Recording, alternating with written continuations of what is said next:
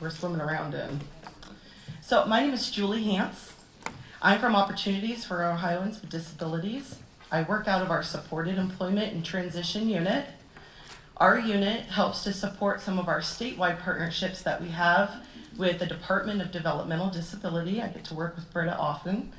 And that's our Employment First partnership, where we have counselors all across the state that help adults with disabilities transition from facility-based settings to competitive employment. We also have a statewide partnership with the Ohio Department of Education, and that's the Ohio Transition Support Partnership, or OTSP. That allowed us to have 30 counselors and lots of caseload assistants all across the state, increase capacity for serving students with disabilities and helping them transition from school to work. We also support all other things that are supported employment related, including the Individualized Placement Support Model, or IPS, which is an evidence-based model we have in working together with mental health and addiction services. And those are for folks with severe and persistent mental illness and substance use disorders, and then all things kind of transition related. So I'm glad to be with you all today. Let's see if I can get this to go. So vocational rehabilitation is really helping engage individuals with disabilities to be able to talk about employment and what they need to be able to obtain that employment. And so OOD is the designated state VR agency in Ohio to be able to help with that. We used to be called RSC, or Rehabilitation Services Commission. Anybody in here familiar with RSC? Been around for a little bit? I can see some head nods. We changed our name, I don't know, 4 or 5 years ago now, but a lot of people still call us RSC, and we still see it in pamphlets and things. But so Opportunities for Ohioans with Disabilities is the state agency. We have 2 main sister bureaus that help with vocational rehabilitation and services for the visually impaired. Most people recognize us by BVR. That's the Bureau of Vocational Rehabilitation, where most of our case work comes out of. BVR, do you guys know BVR? Is that usually what people say? You hear that, yeah. Hopefully you have. If not, I'm glad you're hearing it now. So you have this handout, or if you don't, they're available on the back table. This is not going to be math class, I promise. Math was not my strong suit, nor was statistics and charts. But this is a really nice tool to be able to talk with your individual, with your families, with your support system about how it pays to work. This is basically stepping out for you the dollars and cents of how working is different than benefits, and how it really pays for you to work financially when you can look at what you may get in Social Security benefits over the course of the working age of 18 to 64, and what you would get income-wise. Now, some people like to poke holes in this right away. They say $11.21 an hour, is that what most people are graduating and earning? No, they're not, but that is the average, and that's over the course of 18 to 64, so that $11.21 is actually a pretty moderate number when you think what minimum wage or what other earnings might be in 10 years from now or 20 years from now. This is another way to kind of look at how it pays to work. So I'm not going to go into detail with this, but I thought this was a really good starting point, because a lot of the folks that we work with are receiving some type of benefits. We used to call information we gave about benefits planning. What we found was that sends the wrong message to say benefits planning, because a lot of the conversation then became around how you're planning to keep your benefits. Now we like to refer to it more as work incentives planning, and to be able to sit down and talk with individuals and their families about what this really could mean for you to get the work experience you need, to get some meaningful and gainful employment, to be able to maybe not be on benefits one day, or to reduce and have some additional income that's coming into the household. So I find that this is sometimes a really nice way to start or to have a conversation, whether it's with a counselor or a teacher or your SSA or whoever the folks are that are kind of helping you through this process. And hopefully you have a team that's helping you because there's lots of puzzle pieces to try to put together. We've talked a lot about employment, and you've probably heard the words competitive integrative employment. How many of you have had somebody ask you if you are competitively integratedly employed? Anybody? No, not usually, right? They say, do you work? What kind of job do you have? What do you do for a living? They don't say, is it competitive integrated employment? But you hear us talk about that a lot. Why is that? That's a good question. So when we talk about what is competitive integrative employment, let's look at this picture. What do we think? Do we think this person is in a competitive integrative job? They look to be working. Looks like there's some product. Can't tell for sure where they are. It looks like maybe a warehouse. Not really sure if they're getting help or not there. Have no idea what they're making. But they look to be working. So there's different kinds of work in the different systems we are involved in, right? Some of them are volunteer work experiences. Some of them are summer youth work experiences that are only 5 weeks. Some of them are longer. And so when you hear us talk about what we mean by competitive integrative employment, we mean that we really want to help individuals have meaningful, gainful employment that could be full-time or part-time. Myth busting, number one.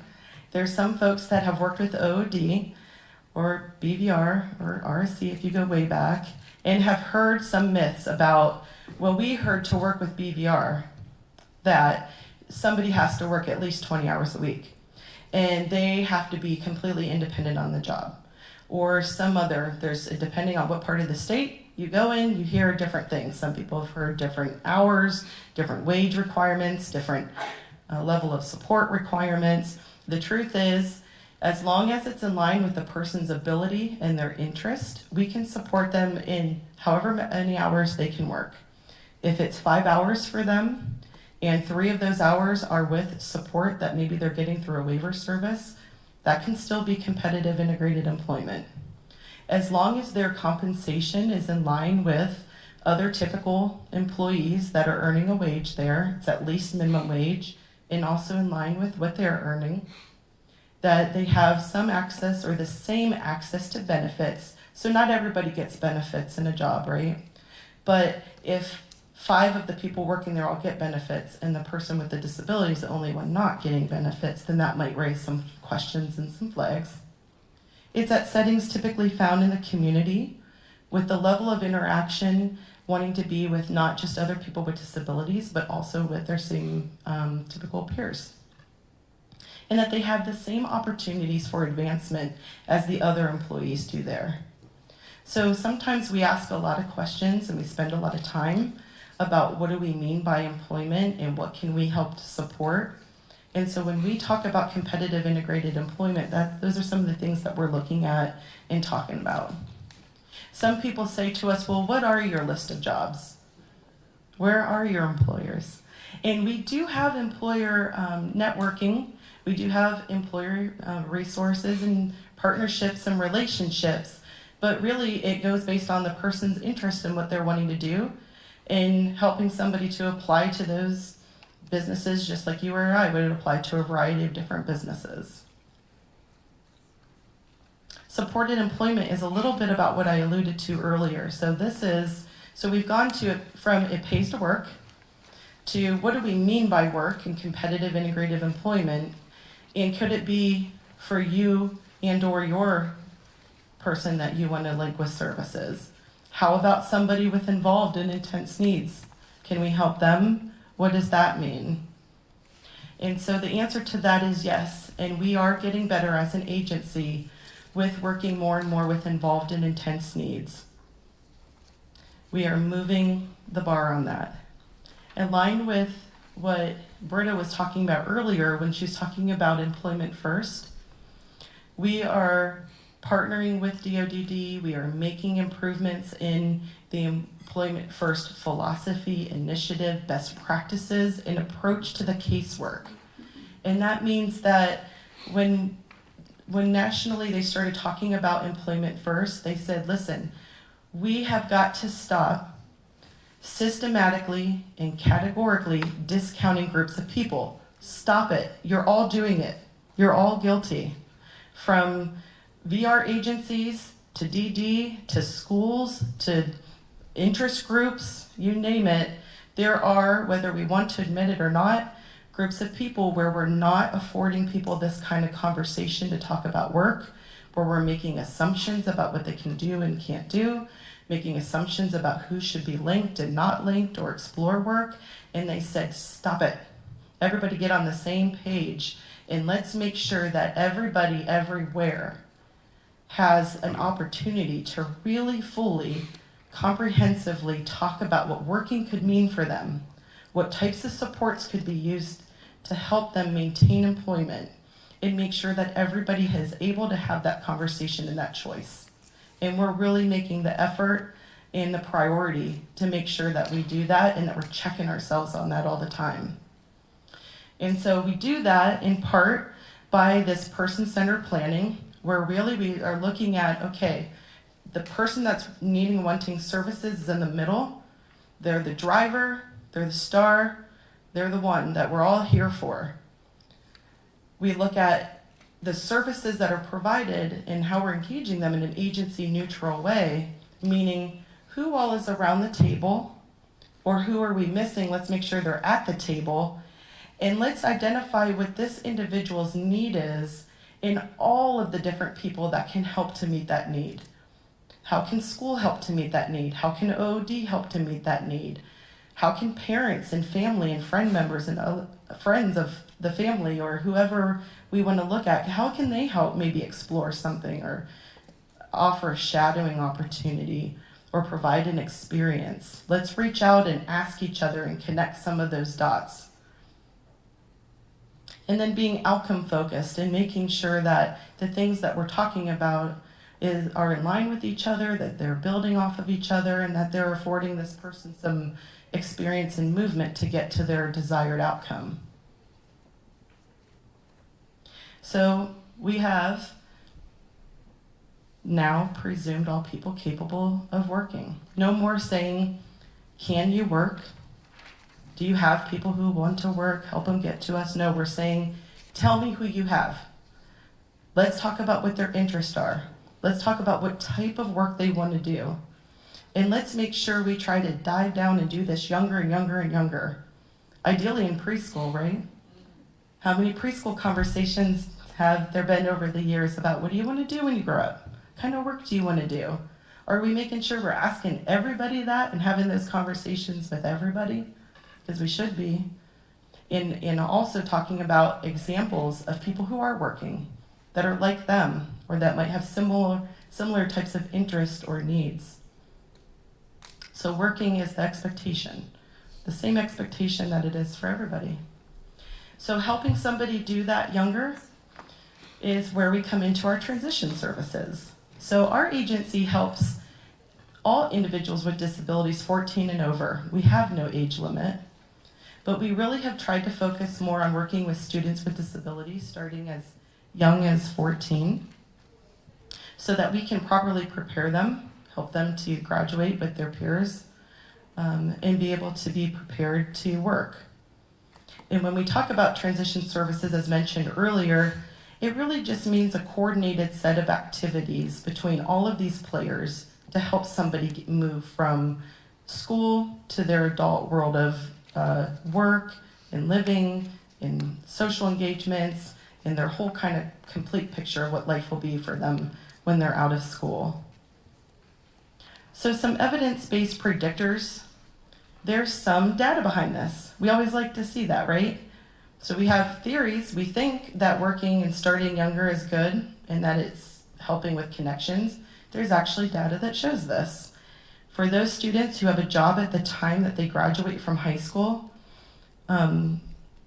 They are 5 times more likely to be employed long-term in life after high school, and to keep, it might not keep that same exact job, but when you look for them 5 and 10 years later, if they had a job by the time they graduated, they're going to still be working, even though it might be a different job, or they might have had some hiccups. We know that when their parent or guardian or caretaker is involved, the outcomes increase. When they have 2 or more authentic paid work experiences before they graduate, outcomes increase. When they have a focus on those social skills or those unwritten rules of work, outcomes increase. And also when there's a coordination from multiple agencies. So again, that agency neutral approach and somebody that's a real team. And we're not just talking about, well, they're linked with 4 or 5 different people and then that's it. That's not what they're talking about. It's leading to greater outcomes. It's the true team of agencies talking together, working together, coordinating things, using some of that sequence funding that really helps. So I won't go too involved in the weeds with this, but we do have an application and eligibility process, but it's very easy to apply for services. If you have a disability and it impacts you working, you're going to meet eligibility. Applications can be completed by anybody. We kind of mentioned, somebody mentioned that earlier. The individual can complete an application themselves. Somebody can do it for them, whether it's a school, a parent, a county board. If they're their own guardian, they don't need another signature, but if they're still a minor, they'll need parent to sign off on it. And when we're identifying students, we're looking for folks as early as age 14 who have a need for services. We want to do this before it becomes urgent, so preferably no later than 2 years before exiting with their signed diploma, but really as early as possible to start planning and having these conversations. You can look at our eligibility criteria in more depth if you'd like to, but again, if you have a disability and want to work and have a need, apply. Documentation does expedite eligibility, so thank you for mentioning that, DRO, because that does greatly help us to move forward with services faster, and that can be a copy of an ETR, it can be information from a county board, it can be a medical or psychological evaluation, or if somebody doesn't have any existing documentation, we can refer them for an evaluation and get that documentation on their behalf. After somebody's eligible for services, we put them in an individualized plan for employment, and that's really where we just list out that roadmap of what type of job they may be looking into or exploring. With transition students with disabilities, we have the ability to just do a vocational exploration of plan and be able to write just something that they might be looking into, and then what services may be helpful in achieving those goals. One thing that people seem to like to know and understand about our agency is that a lot of the services that we provide, we authorize for. So there is a counselor or coordinator that helps identify the need and write the plan and do the eligibility. Then when it comes time for somebody to participate in some of the services, we authorize to community rehabilitation partners or CRPs, different vendors in the community. Sometimes they're Goodwills or United Cerebral Palsy, or there's all kinds of different vendors that you can find on our website. And they help with everything from job placement to job coaching, rehabilitation technology, all kinds of different services. When we're talking about students with disabilities, there are some transition-specific services that if you're a student with a disability, you have access to. And you also have a handout on that if you are interested in reading. I know it looks like a lot of words, but it is very informational in terms of, that's this guy, that talks about the different transition-specific services that you might have heard about from other folks, like those summer youth work experiences and things like that. And it'll tell you who can participate, whether they're paid or not, about how many hours they are, and lots more information than I'm going to share with you right now. But I like and don't like this graphic because it looks like you kind of have to do all of these things, and that's not true. If somebody comes to us with lots of schoolwork experience and other things that they've done, they may be able to go straight into a competitive job with coaching. If somebody comes to us and really doesn't know much about working at all or what it means to work and just wants to start looking into it, they can start with career exploration and just looking at what does it mean to be working in the community. We also have one of our newer services is non-permanent job development. We're very excited about this one because it helps to level the playing field for our students with disabilities who want to get that part-time job during school like their typical peers. Maybe it's on weekends or evenings or in the summertime. So this isn't the job that they're going to get and that we close their case out in, but it's a, job at the ice cream stand in the summertime where they're earning minimum wage, hired by the employer. They just needed a little bit help getting the job and maybe some short-term job coaching just to get them set up. And then, so a lot of times we would have partners and parents say to us, if Jimmy could just get a little bit of help with the interview and application to McDonald's, I really think that with just a little bit of extra help in the beginning, he could work a couple of hours just like some of his friends do, or that sort of thing. So now we have a way to do that through non-permanent job development, and we're really excited about that. It really helps to kind of build towards that independence that we've been talking about throughout the evening. There's different kinds of benchmarks that we just kind of assess along the way to figure out what kind of services we might need next. So somebody would need to, for example, articulate a desire to work, articulate basic employer expectations. We start by their ability to be able to kind of identify and talk about these things, and then grow into demonstrating some of them on a work site. One of the newest sets of services we have are pre-employment transition services. This is just new this year. It started rolling out, but it's been a rolling implementation for us.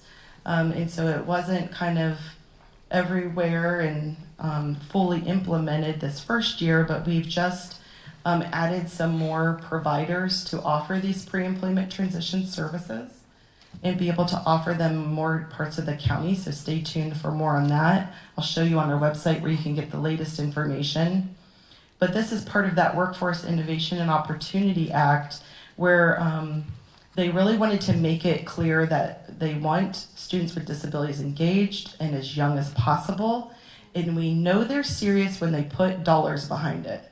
So they said, not only are we saying that this is important and this is in law, but you are to set aside 15% of your federal funds to spend solely on these pre-employment transition services for students with disabilities who not only have open VR cases with you, but also may be potentially eligible for your services.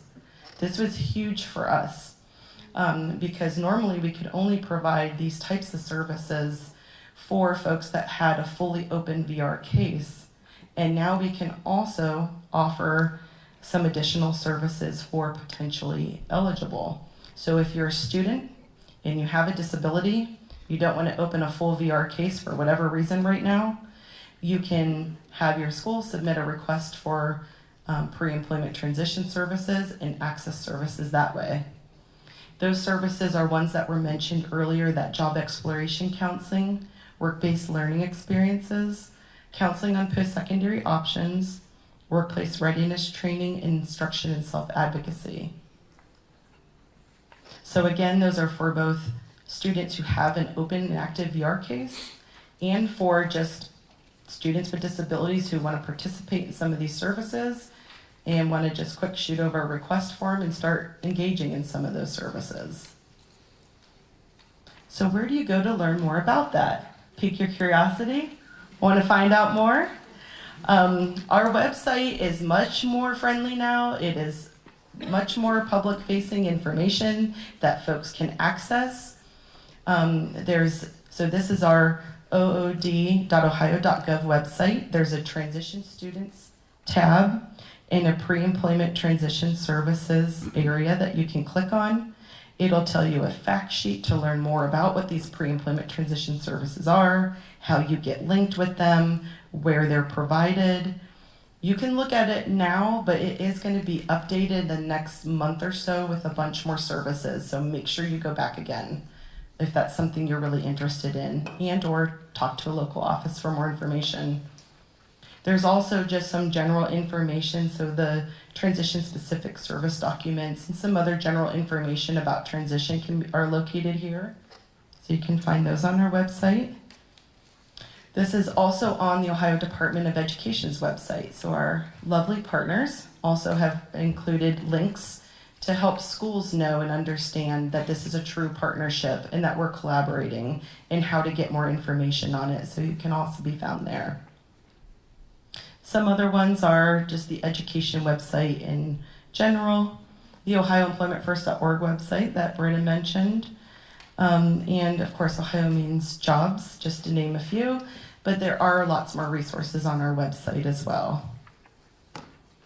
So that's all that I had. I think we did good. We still got 20 minutes for questions, and that's the best part, so yay.